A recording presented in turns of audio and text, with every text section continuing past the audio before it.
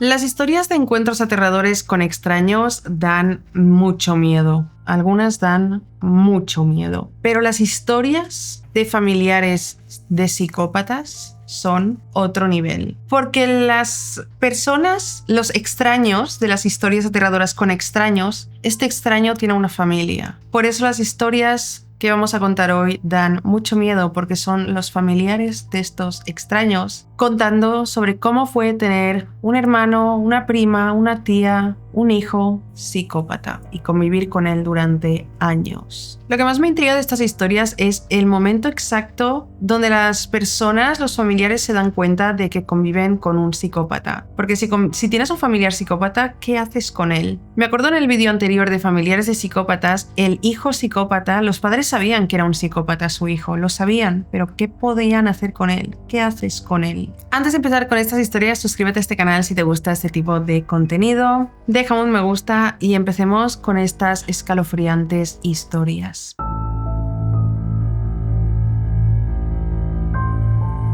La primera historia se titula El mejor hermano. Esta historia la escribió una chica a la que llamaremos Oriana y comienza afirmando que lo peor de su hermano Matthew no era que pareciera malo, sino lo bien que lo disimulaba. Nunca fue un hermano violento ni cruel a simple vista. No golpeaba cosas, no gritaba, pero había algo muy oscuro dentro de él. Oriana y Matthew eran los dos hijos únicos de una familia amorosa residenciada al norte del estado de Florida. Matthew era 5 años mayor que Oriana y en apariencia era un hermano tranquilo y protector. De hecho, sus padres siempre presumieron de tener un hijo pacífico, que estudiaba, pero Oriana desde pequeña comenzó a notar algo que no supo explicar hasta que fue mayor. Ella no le tenía miedo a Matthew, pero sí tenía muchísimo miedo de decepcionarlo, ya que, sin reclamarle, él conseguía manipularla. Si ella no hacía lo que él quería, Matthew se ponía triste o se volvía distante. Ella era demasiado pequeña para notar la complejidad de esa manipulación, pero entendía que si no obedecía, algo se enfriaba entre ellos. La manipulación normalmente no pasaba de algo pequeño.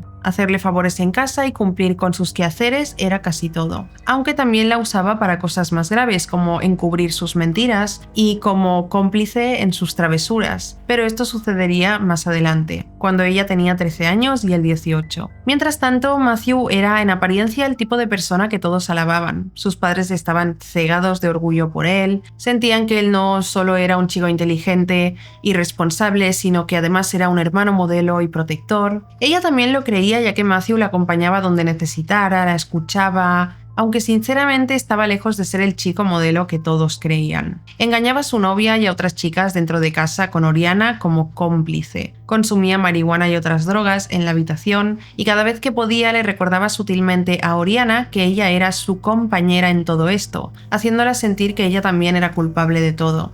Si Oriana mencionaba que le daba miedo decepcionar a sus padres, ya fuera por las calificaciones, las notas o algo más, Matthew sabía apoyarla y decirle las palabras adecuadas para que se sintiera segura. Pero no todo era perfecto. Si Matthew le pedía un favor grande a Oriana, como mentirle a una de sus novias o encubrirlo porque iba a irse a algún sitio, y por asomo ella intentaba negarse, Matthew prácticamente le decía que lo estaba traicionando y aunque no la amenazaba directamente, dejaba caer que él sabía mucho de ella que a sus padres les decepcionaría y no quería perder la confianza que habían construido. Esto bastaba para que Oriana volviera a caer y apoyara las mentiras de Matthew, pero de nuevo pensó que era lo correcto, ya que su hermano y ella debían apoyarse. Y a medida que avanzaba su adolescencia, Oriana se lo contaba todo. Si se peleaba con alguien o si algo la avergonzaba, el primero en saberlo era Matthew. Él la escuchaba y a veces le daba consejos buenos, aunque muchas veces lo que hacía era desestimar sus preocupaciones, asegurándole que solo eran tonterías y que ya pasaría. Pero da toda la sensación de que Matthew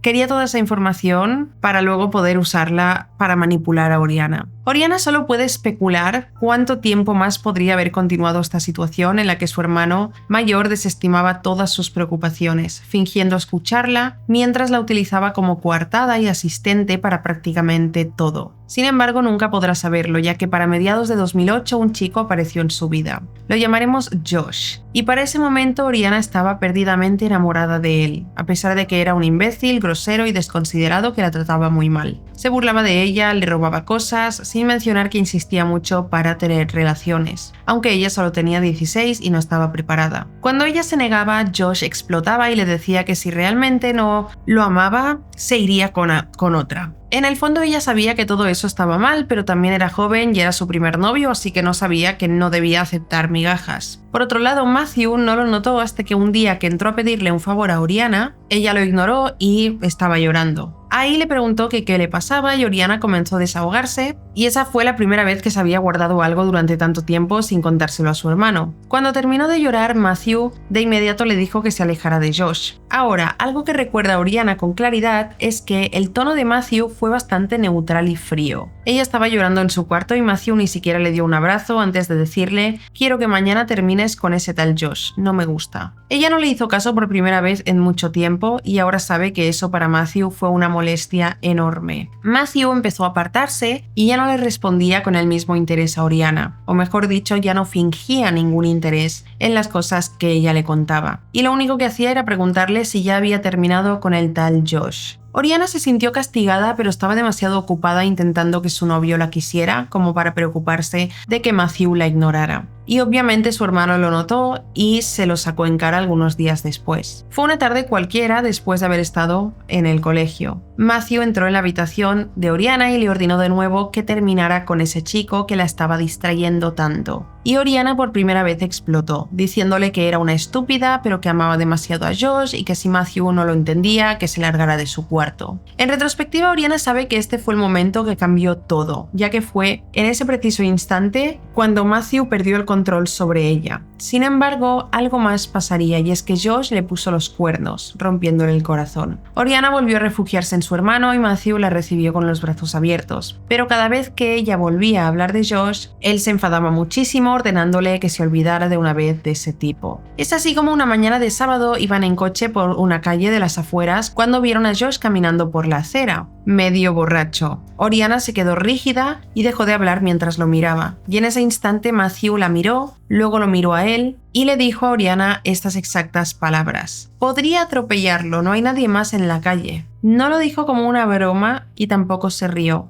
Lo sugirió como si fuera una solución práctica para que un problema que lo estaba importunando desde hacía 3 meses desapareciera. Oriana le dijo que no, pensando que la rabia de Matthew hacia el sujeto que la había engañado lo había vuelto loco. Pero Matthew suspiró con fastidio y siguió de largo como si nada. Después de eso intentó convencerse de que su hermano había hablado por hablar, y con todo y eso Matthew no parecía enfadado, solo cansado y aburrido. Después de esto pasaron unos 2 meses, y a comienzos de 2009 Josh volvió a escribir a Oriana. Ella, siendo sincera, se emocionó mucho ya que él le dijo que estaba arrepentido y le propuso que hablaran las cosas. Ella no sabe cómo se enteró Matthew, quizás solo le notó a ella la alegría y la atención que comenzó a ponerle a su teléfono, quién sabe. Pero Matthew llevaba más tiempo vigilando su vida de lo que ella pensaba. Entró a su habitación una noche y le dijo: has vuelto con ese imbécil de Josh, quiero que termines con él ahora. Eso desencadenó una especie de discusión, aunque realmente era Oriana gritando que no se metiera en su vida y Matthew en silencio, mirándola sin reaccionar. Se fue de la habitación sin decir nada después de esto. Días después, Josh apareció herido de gravedad. Estaba en un coma inducido y con ambas piernas rotas, pero vivo. Y cuando pudo hablar, señaló al culpable del ataque: Matthew. El hermano de su novia había intentado matarlo,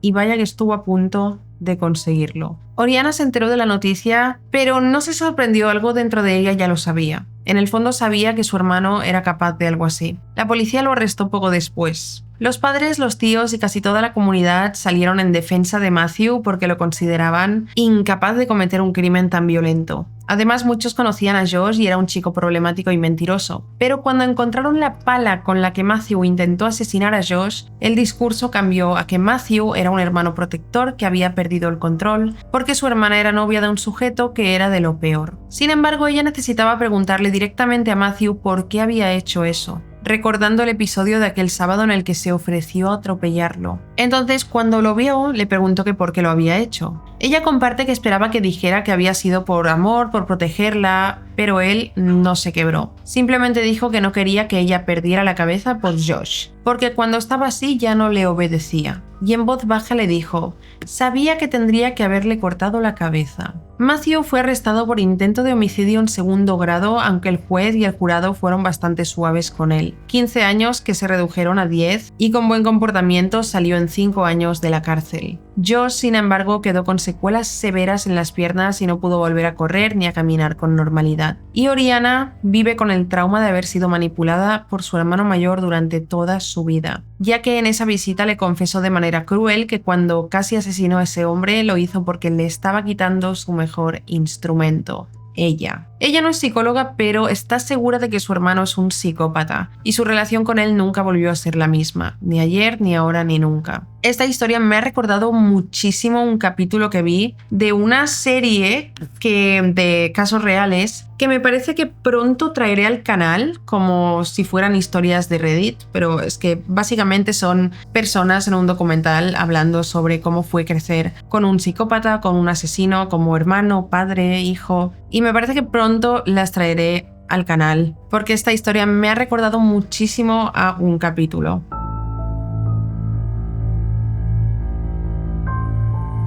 La siguiente historia se titula Mantén la distancia y la protagonista la llamaremos Tatiana. Durante mucho tiempo Tatiana pensó que su tía Carolina era la adulta más divertida de la familia. Cuando era niña esperaba con emoción los días en que su madre Victoria la llevaba a visitarla. Y es que Carolina, a diferencia de otros adultos, no regañaba por cualquier cosa y tampoco parecía interesada en cómo iban en la escuela y cosas así. De hecho, cuando su madre la dejaba con Carolina, ella le compraba hamburguesas, la dejaba acostarse a la hora que quisiera. Tatiana y su hermano, Santiago, de 9 y 7 años, podían hacer respectivamente lo que quisieran con una sola regla: que no fueran a llorar después. Cada uno se las arreglara, pero nada de molestar a la tía. Años después, Tatiana entendió que eso que parecía tan divertido era la indiferencia absoluta. Bastó una vez que se le fuera de las manos para que todo se descubriera. Nos cuenta que era una noche de diciembre cuando Tatiana tenía unos 12 años. Su tía les compró pirotecnia y los dejó encenderla solos en el patio. Santiago casi se quemó una mano cuando un cohete con la mecha demasiado corta explotó cerca de él. Carolina, la tía, solo se rió como si aquello no hubiese sido nada, solo una tontería. Tatiana recuerda esa risa con claridad porque hizo que ambos, siendo unos niños, también se rieran a pesar del susto que habían pasado. Ni siquiera le revisó el brazo después y Carolina solo dijo que no fueran exagerados. Sin embargo, aunque no quisiera exagerar lo que pasó, Santiago no pudo contenerse y le comentó a sus padres lo sucedido como si hubiese sido algo divertido. Para Victoria, sin embargo, toda esa historia significaba que la hermana de su marido había dejado de ser una persona segura con la que dejar a sus hijos. Y a medida que fue descubriendo más detalles de las pijamadas con la tía Carolina, más desconfianza le cogía, a tal punto de que comenzó a tomar distancia y ya no se sentía a gusto visitándola. Tatiana solo puede especular qué cabos ató su madre a raíz de que Santiago soltara su lengua, pero ya no la dejaban con Carolina y eso le hizo tenerle mucha rabia a Santiago, ya que era su culpa que ya no vieran a la tía Carolina. Sin embargo, Carolina se dio cuenta y comenzó a llamar muchas veces a Victoria para que fueran a visitarla,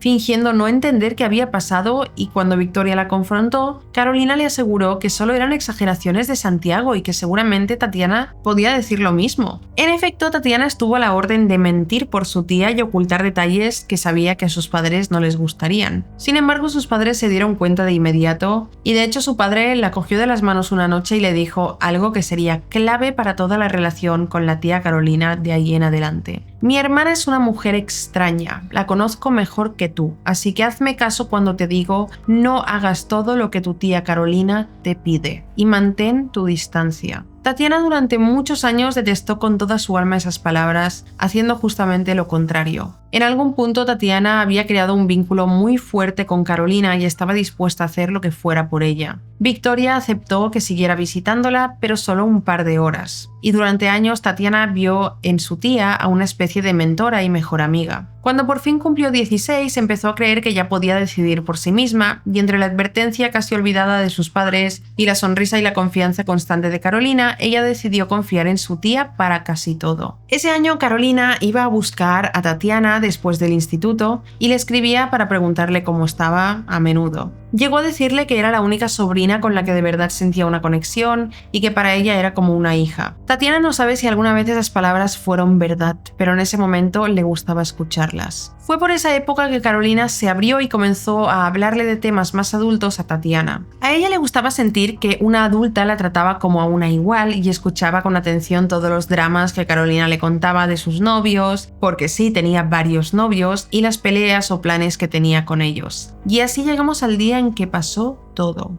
Era tarde, quizá a las 8 o las 9 de la noche, cuando Carolina llamó a Tatiana con una voz rara. No era triste ni desesperada, sino como más autoritaria, cosa que ella nunca hacía. Le dijo sin que le temblara la voz que necesitaba resolver algo antes de que se hiciera tarde y quería que ella fuera en ese mismo instante a su casa, sin decirle nada a sus padres. Tatiana se puso un poco nerviosa y sintió mucha duda y preguntó qué pasaba, pero su tía no le respondió y le insistió en que se diera prisa y que ella ya pagaría el taxi. Tatiana no quiere sonar dramática, pero cuando su tía le colgó el teléfono, ella recordó por primera vez en años la advertencia que le había hecho su padre cuando la cogió de las manos, que mantuviera la distancia y no le hiciera caso a todo lo que le pedía Carolina. Sin embargo, pensó en todas las veces que Carolina estuvo ahí para ella y decidió ir. Se escapó de su casa por primera vez en su vida, aprovechando que sus padres se dormían muy pronto, y cogió un taxi. Su tía la estaba esperando frente a su casa, le pagó el taxista y la llevó adentro. Desde la puerta, Tatiana notó un olor fuerte, como a cloro mezclado con algo más, y Carolina abrió rápido y la hizo pasar con una cara que no demostraba emoción. La casa estaba desordenada con toallas en el suelo y bolsas negras cerca de la cocina, pero nada llamaba tanto la atención como la sábana manchada de sangre que estaba en el pasillo, cubriendo un bulto grande. Tatiana se quedó parada sin saber qué decir mientras Carolina le decía que no se asustara, que había tenido un problema con su novio y que necesitaba ayuda para limpiar. Ella le preguntó que qué problema, pero su tía no respondió a la pregunta, solo siguió diciendo que era más complicado limpiar que lo que había pasado. Tatiana no recuerda claramente todo lo que hizo a continuación. Sabe que miró a la cocina y vio varios cuchillos llenos de sangre junto al fregadero y estaba en la encimera lleno de bolsas negras con algo dentro y supo que no era ni comida ni basura. Tatiana se puso nerviosa, sentía frío en las manos y una presión horrible en la garganta mientras miraba a su tía. Carolina no lloraba ni parecía conmovida. En su cara solo vio una urgencia calculadora, como si lo único que le preocupara en ese momento fuera ocultar su crimen. Tatiana quería recordar que ella dijo que no era culpa suya y que debía ayudarla. Y luego le aseguró que él la había atacado primero, aunque por ninguna parte se le veían moretones ni nada parecido. Ella obviamente estaba en shock y no entendía cómo alguien podía decir eso con tanta calma. Carolina le pidió que trajera una bolsa, que agarrara unas toallas y que no mirara demasiado, pero Tatiana no se movió. En ese momento estaba en shock, mirando a su tía, viéndola cómo actuaba de manera fría. Con el cuerpo temblando de pánico comenzó a retroceder y ella recuerda que Carolina la miró con rabia y por primera vez le habló con tono fuerte, diciéndole que todos iban a creer que ella también estaba involucrada y que era mejor que la ayudara. Tatiana no recuerda bien cuál fue su proceso mental en ese momento, pero en ese momento tenía mucho miedo de que su tía la persiguiera si intentaba huir.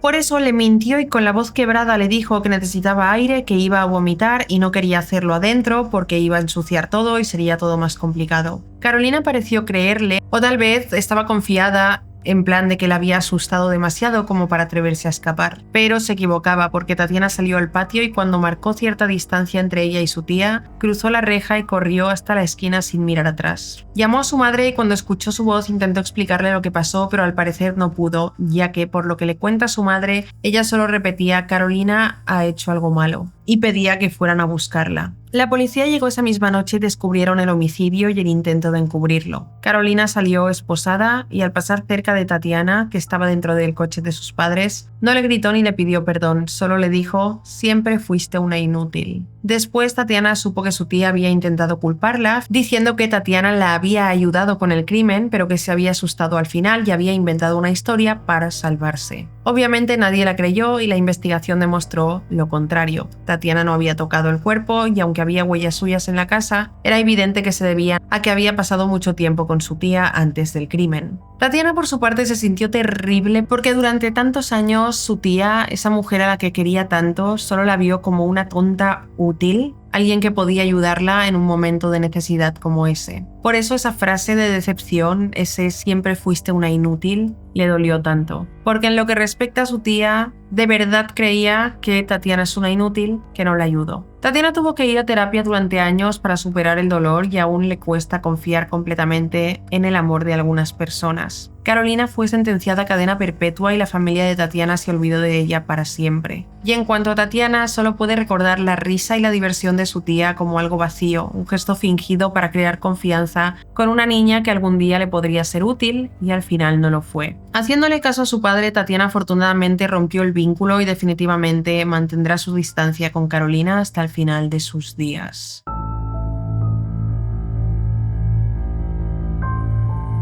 La siguiente historia se titula Marcos. La chica que escribió esta historia pidió que todos los nombres se cambiaran para mantener el anonimato. A ella la llamaremos Sabrina. Según cuenta, su familia era de Valencia, España, y durante sus primeros años vivió en un piso tranquilo con sus padres, Ana y Vicente. Sabrina era la hija mayor y aunque conserva recuerdos sueltos de aquella etapa, siempre la describe como una infancia bonita. Cumpleaños sencillos, tardes en el salón y unos padres que al menos hasta donde ella pudo entender de pequeña intentaban hacerlo todo con cariño. Cuando Sabrina tenía 4 años nació Marcos. Ana y Vicente estaban encantados y Sabrina también. El bebé era risueño, dulce y se ganaba a todo el mundo sin hacer nada. Durante un tiempo Sabrina creyó que crecerían como 2 hermanos normales. Ella le enseñaba juguetes, le hablaba como si él ya pudiera responder y se sentía importante cuando sus padres le dejaban ayudar con cosas pequeñas. No hay forma de saber si Marcos sentía lo mismo porque era demasiado pequeño, pero desde fuera la familia parecía completa y feliz. El primer episodio que Sabrina recuerda con claridad ocurrió cuando Marcos rondaba los 3 años.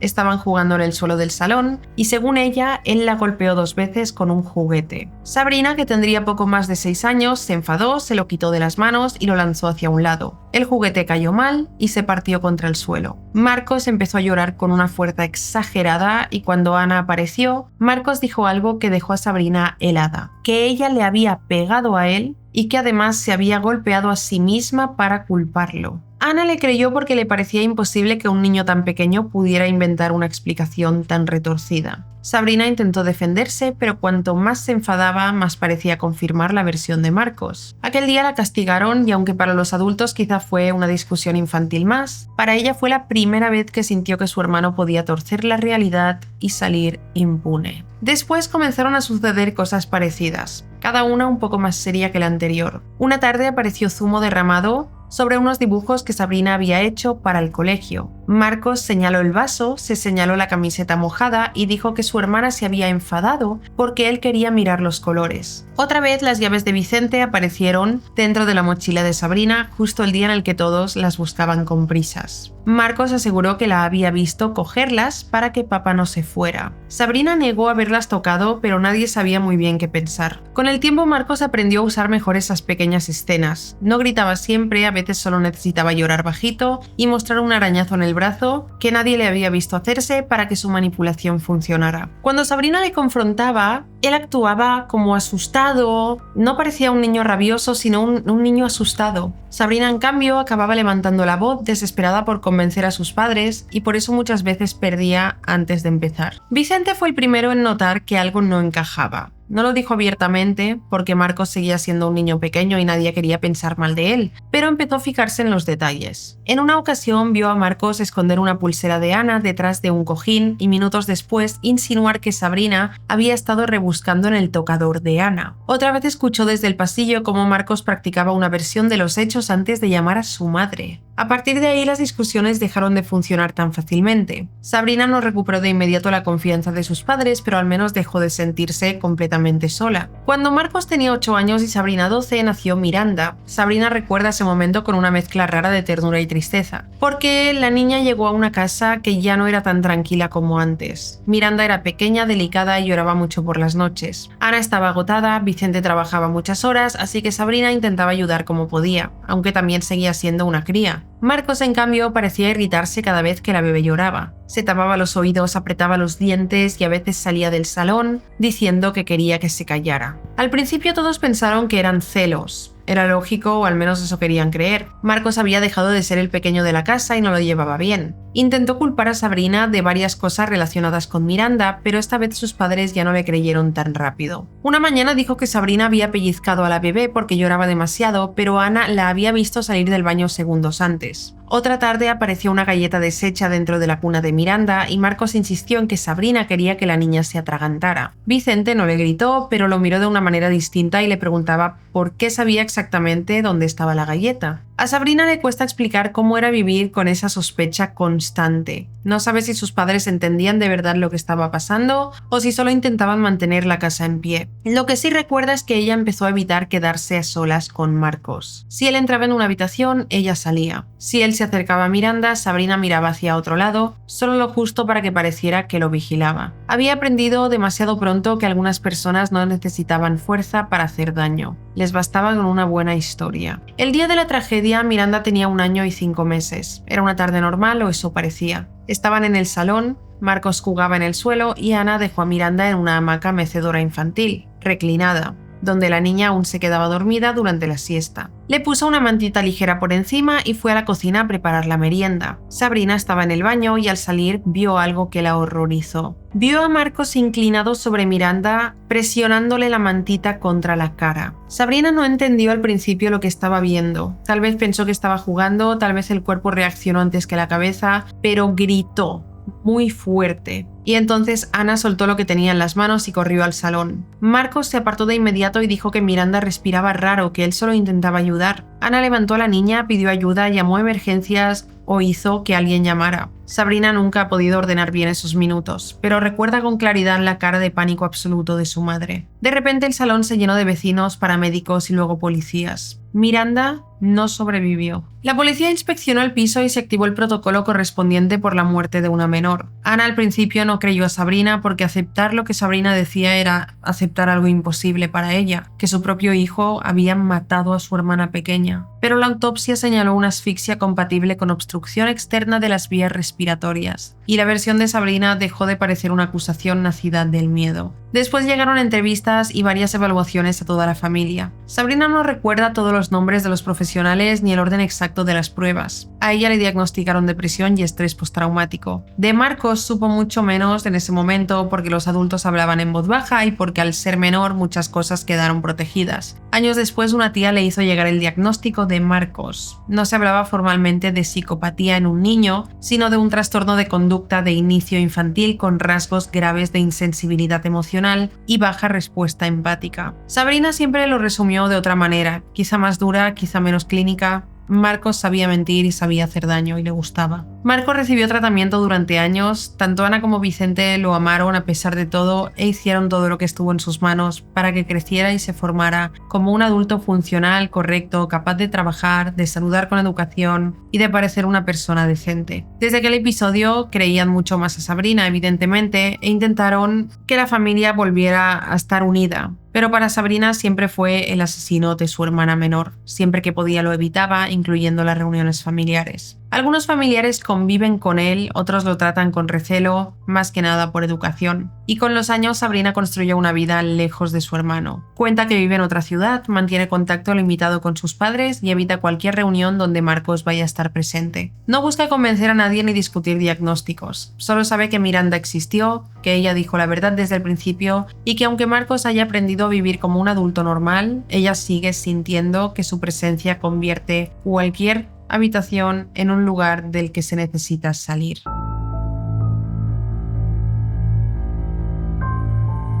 La siguiente historia se titula Mi abuela Laura. Esta historia es anónima, pero podemos llamar a la protagonista Romina. Ella creció en un apartamento mediano de Caracas, Venezuela. Tenía 4 habitaciones y 2 baños, y ahí vivían sus padres, ella, su hermano menor y su abuela paterna. Como sus padres trabajaban todo el día, Romina y su hermano quedaban al cuidado de su abuela Laura. Al principio, los recuerdos de Laura eran los de una abuela amorosa que les cocinaba comida buena, los arropaba antes de dormir y se aseguraba de que rezaran antes de cada comida y antes de acostarse. Todo empezó a cambiar cuando Romina creció y desarrolló sus propios gustos. Laura parecía no distinguir entre algo que le parecía feo y algo peligroso. Si unos dibujos animados tenían monstruos, peleas o personajes con ojos raros, para ella era del diablo. Los padres de Romina trataron de explicarle a la abuela que solo eran dibujos para niños, pero terminaron prohibiéndole ver Dragon Ball o Pokémon para evitar problemas con la abuela. Le dejaban ver las supernenas, aunque Laura insistía en que también eran diabólicas por el personaje de Ellie. Esto comenzó a provocar serios roces entre Romina y su abuela. Una tarde, cuando Romina tenía 10 años, estaba viendo la televisión. Laura se paró detrás de ella, miró la pantalla y desconectó el televisor de golpe. Empezó a gritarle mientras la cogía fuerte de los hombros, afirmándole en la cara que esos muñecos la estaban hipnotizando, que ese demonio le hablaba por los ojos y repitiéndole con fuerza una pregunta que a Romina se le quedó grabada en la cabeza. ¿Acaso quieres irte al infierno? Romina estaba aterrada, no por lo que decía su abuela, sino por su abuela en sí. Laura estaba fuera de sí y Romina sintió pánico. En cuanto su abuela dejó de apretarle los hombros, corrió a su habitación, se encerró y lloró con una mezcla de rabia y vergüenza que no sabía explicar. Cuando su madre llegó, le contó todo lo que había pasado y pocos minutos después las escuchó pelear en la sala de estar. Su padre les puso un televisor a su hermano y a ella en los cuartos, pero eso solo funcionó hasta que Laura descubrió que podía desconectar la señal de cable desde la caja principal, y las cosas no dejarían de escalar con el tiempo. En una reunión familiar medio año después de ese episodio, una tía que vivía en otro estado le preguntó a Romina cuál era su muñeco favorito. Romina respondió sin pensarlo que le gustaba mucho Hello Kitty y de hecho le dio una explicación detallada a su tía de todos los personajes pertenecientes al universo de Hello Kitty. A los pocos días su tía le envió un adorno de cerámica pintado por ella misma. Era sencillo, blanco, con su lacito rojo y a Romina le emocionó mucho.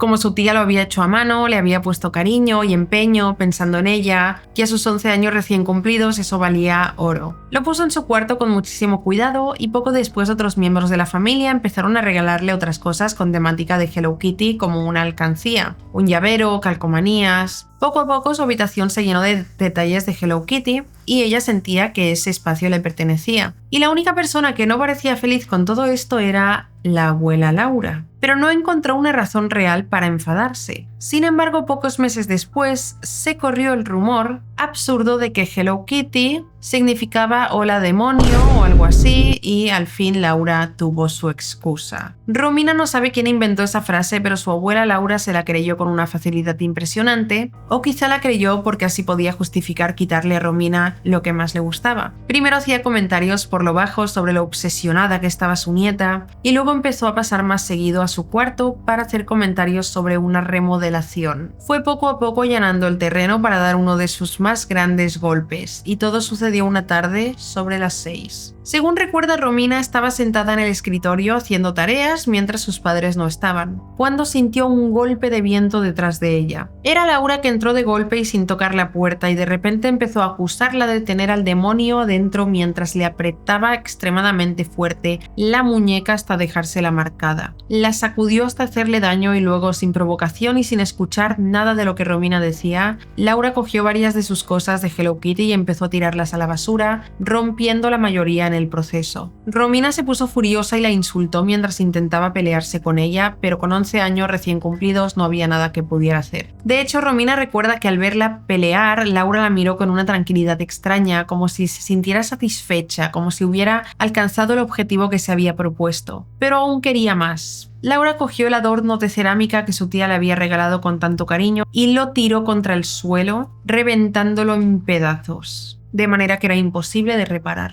Romina recuerda los pedazos blancos desperdigados y recuerda haber gritado al verlos en el suelo. Laura se acercó con un vaso de agua bendita y empezó a decir que tenía que sacarle eso de encima, con un sadismo porque, por lo que Romina recuerda, su abuela se reía por lo bajo, como si todo eso fuera muy divertido. Y lo peor es que aquello no acababa ahí. Laura quiso obligarla a beber el agua bendita. Le sujetó la cara y repetía oraciones mientras ella intentaba zafarse. Su hermano menor estaba viendo todo esto desde la puerta, horrorizado, y al fin sus padres llegaron. Romina no recuerda con claridad todo lo que pasó después, pero tiene algunas imágenes sueltas de su madre empujando a su abuela y su padre intentando separarlas, ya que iban a comenzar una pelea. Todo mientras Laura gritaba que todos estaban dejando entrar al demonio en casa. Después de eso hubo semanas tensas en las que Romina no quería ni comer. Sus padres la consolaron como pudieron, asegurándole que ella no tenía nada dentro y que no estaba condenada a ir al infierno ni nada así por gustarle Hello Kitty. Su padre, que casi siempre intentaba mantener la paz, se sentó con ella y le pidió perdón por no haber puesto límites antes. También prometieron que Laura no volvería a entrar a su habitación sin permiso. Por un tiempo cerró con llave incluso cuando estaba dentro, pero Laura no se detuvo. Con los meses encontró otra razón para atacarla. Romina tenía una libreta donde escribía cosas de preadolescente. Eran sobre todo frases de canciones o sus propios pensamientos dramáticos. Un día Laura consiguió entrar en la habitación de Romina. Ella no sabe cómo, si consiguió una copia de la llave del cerrojo o si había tenido un descuido en un momento y la dejó abierta. Pero lo cierto es que Laura se puso a hurgar en su habitación y encontró encima del escritorio el diario. Al ver dibujos oscuros, letras de rock, su pensamiento inmediato fue que aquello era una especie de pacto que su nieta tenía con los demonios y de nuevo tuvo una excusa para hacerle la vida imposible. Esa tarde, cuando los padres de Romina habían salido, Laura cogió a Romina con fuerza del brazo y la empujó dentro de su cuarto. Cerró la puerta desde afuera con una silla atravesada contra el paño y le gritó que la dejaría encerrada hasta que rezara de verdad y renunciara a sus amistades del infierno, y ella se encargaría de purificar su habitación. Romina entró en pánico sabiendo que lo que haría Laura sería destrozar todo lo que ella consideraba valioso. Golpeó la puerta gritando y llorando durante horas hasta que su hermano consiguió llamar a su madre desde el teléfono de la cocina y le explicó lo que estaba pasando, aterrorizado ya que su abuela lo tenía vigilado mientras desechaba todo lo que era de Romina. Ese fue el límite. Cuando sus padres llegaron, encontraron la habitación de Romina hecha pedazos y a la niña en shock, sentada en la cama de la abuela. Laura intentó justificarlo con una mentira imposible sobre el comportamiento de su nieta, pero no hubo manera. La discusión que tuvieron fue terrible y al día siguiente mandaron a Laura a vivir con otra tía, ya que se había convertido en una amenaza para la niña. Laura terminó viviendo en la casa de otra tía llamada Alicia. Romina sintió culpa a pesar de no haber hecho nada. Durante meses se repitió que quizá había exagerado y por su culpa la abuela Laura ya no vivía con ellos. No justificaba que su abuela rompiera sus cosas, pero se dijo a sí misma que quizá Laura estaba enferma y una buena nieta habría soportado más. Hoy Romina sabe que ese pensamiento también era parte del daño que le hizo su abuela. En casa de Alicia, Laura no tardó mucho en pelearse con los primos de Romina, Jessica y Víctor. Nada escaló tanto como con Romina al principio, pero las señales estaban ahí. Criticaba la ropa de Jessica, revisaba sus cosas, escondía objetos que consideraba pecaminosos solo para molestarla, y rezaba en voz alta frente a las puertas cuando alguien discutía con ella. Pasaron varios años y el conflicto volvió a crecer. Esta vez le tocó a Jessica con 16 años. Jessica había entrado a una iglesia cristiana donde encontró consuelo después de varios problemas familiares, entre ellos la muerte de su hermano mayor Víctor. Para Laura, como no era una iglesia católica, aquello era prácticamente herejía y por ende una excusa para atacar a su víctima. Un día Jessica llegó a la iglesia y Alicia no estaba. Quien sí estaba era Laura, que la esperaba con agua bendita, una virgen de cerámica y un rosario. Empezó a rezarle encima mientras la acusaba de traicionar a la fe del único y verdadero Dios. Jessica intentó apartarla, pero no lo consiguió y terminaron discutiendo. Laura era una mujer mayor, pero seguía siendo fuerte y la pelea de un momento a otro se volvió brutal. En medio del forcejeo, Laura golpeó a su nieta con la virgen de cerámica, rompiéndosela en la cabeza y causándole una herida grave. Jessica se quedó inconsciente y cayó al suelo y Laura hizo lo que nadie más que ella sabía hacer: inventar una excusa, una mentira. Pero ser una psicópata no te hace ser un genio, y decir que un demonio había poseído a su nieta y que la posesión fue lo que comenzó la pelea fue algo que nadie creyó. Cuando Alicia entró a la casa y encontró a Jessica tirada en el suelo y a Laura tranquila en su cuarto asegurando que ahora el demonio había salido, llamó a una ambulancia y por suerte Jessica estuvo bien, aunque el golpe le causó una lesión grave. Después de aquello ya nadie pudo fingir que era solo religión, carácter fuerte o cosas de vieja. La familia empezó a reunirse sin ella y los tíos de Romina empezaron a discutir qué hacer con esa situación, ya que desde que eran pequeños Laura había sido así de cruel, pero ahora afectaba a los nietos. Finalmente la evaluaron y la declararon demente. La internaron en un asilo y con el tiempo su nombre dejó de sonar en las conversaciones familiares. Algunos tíos la visitaban y estaban atentos a ella, pero nunca fue como antes. Romina no sabe qué diagnóstico tenía de verdad, ya que no es psiquiatra ni psicóloga, solo sabe que durante años su abuela usó la fe como excusa para controlarla y humillarla, además de invadir su privacidad, romper sus cosas de forma sádica. Aunque lo llamaron demencia, Romina en retrospectiva sabe que todo era mucho más planificado de lo que parecía. No eran arrebatos de ira o de histeria religiosa, sino la manipulación y la crueldad de alguien que no entendía que sus nietos y sus hijos eran individuos y no sus juguetes personales. Y en lo que respecta a Romina, aunque tenga algunos recuerdos felices con su abuela, también se siente feliz de ya no tener que verla más. Una historia terrible y siento que esto lo ha vivido mucha gente que tiene algún familiar así, que todo lo excusa con que alguien está endemoniado y cosas así. Y en muchas historias quien parece endemoniado de verdad es la persona que cree que los demás están endemoniados, como en esta. Creo que quien tenía un demonio dentro era Laura. Hasta aquí las historias de hoy. Si habéis vivido algo parecido, si tenéis un familiar psicópata y una historia que contar y queréis que la cuente en un vídeo, podéis mandarla a este correo de aquí que dejo en pantalla para leerla en otro vídeo. Dejad en comentarios qué opináis de cada historia y si te ha gustado el vídeo, déjame un me gusta, suscríbete. Gracias por ver mi vídeo y nos vemos en el próximo. ¡Chao!